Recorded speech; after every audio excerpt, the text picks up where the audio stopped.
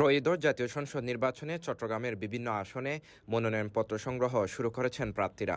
বৃহস্পতিবার 18 ডিসেম্বর চট্টগ্রাম 9 আসনে বিএনপি মনোনীত প্রার্থী আবু সুফিয়ানের পক্ষে মনোনয়ন ফরম সংগ্রহ করেছেন তার পরিবারের সদস্যরা। প্রার্থীর পক্ষ থেকে আমরা নমিনেশন সংগ্রহ করলো। আমরা সাধারণ নাগরিক হিসাবে আমাদের প্রত্যাশা একটা সুন্দর সুস্থ পরিবেশে আমরা সবাই ভোট দিতে পারবো, সেটাই প্রত্যাশা। সেই প্রত্যাশা নিয়ে আমরা সবাইকে নিয়ে কাজ করতেছি। ইনশাআল্লাহ একটা সুন্দর নির্বাচন আমরা পাবো এবং জনগণ তাদের প্রতিনিধি বাছাই করতে পারবে। ধানের শীষের পক্ষে যে গণজোয়ার সৃষ্টি হয়েছে এটা দেখে আমরা খুবই আশাবাদী। এবং আমার আব্বু তো বিগত প্রায় 40-45 বছর ধরেই রাজনীতিতে যুক্ত আছে এবং রুট লেভেল থেকে উনি রাজনীতি করে ছাত্রনেতা থেকে আজকে এত দূর। সো মানুষের সাথে যে একটা বন্ধন, আত্মার বন্ধন, ওটা আমরা ওই দিক থেকে আমরা শতভাগ আশাবাদী যে জনগণ আব্বুকে ধানের শীষে ভোট দিয়ে ইনশাল্লাহ নির্বাচিত করবে। দীর্ঘদিন মানুষ যে ভোট দিতে পারে নাই 16-17 বছর ধরে, তো ওইটাও একটা বড় কারণ যে মানুষ আসলে অধীর আগ্রহে অপেক্ষা করছে কিভাবে ইলেকশনে এই ভোটটা দিতে পারবে।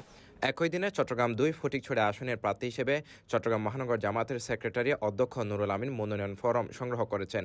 এছাড়া চট্টগ্রাম 5 আসনে স্বতন্ত্র প্রার্থী হিসেবে মনোনয়ন ফরম সংগ্রহ করেছেন আপ বাংলাদেশের কেন্দ্রীয় নেতা ইঞ্জিনিয়ার মোহাম্মদ রিয়াদ।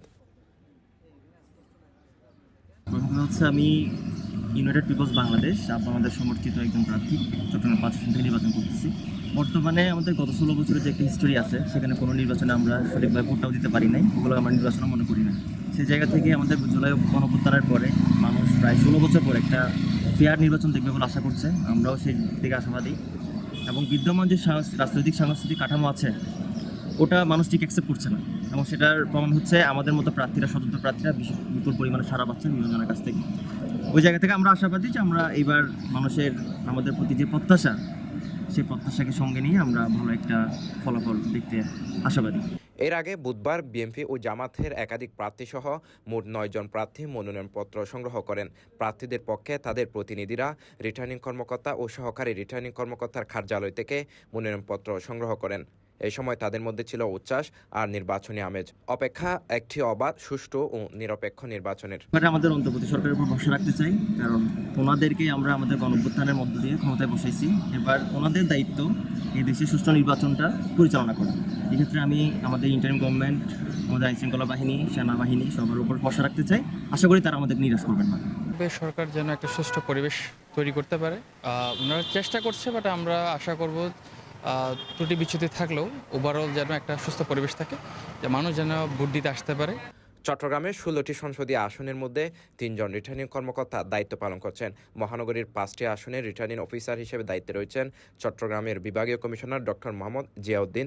জেলার 10টি আসনে রিটার্নিং অফিসার হিসেবে দায়িত্ব পালন করছেন জেলা প্রশাসক মোহাম্মদ জাহিদুল ইসলাম মিয়া। আর চট্টগ্রাম 11 আসনের রিটার্নিং অফিসার আঞ্চলিক নির্বাচন কর্মকর্তা বেলায়েত হোসেন চৌধুরী।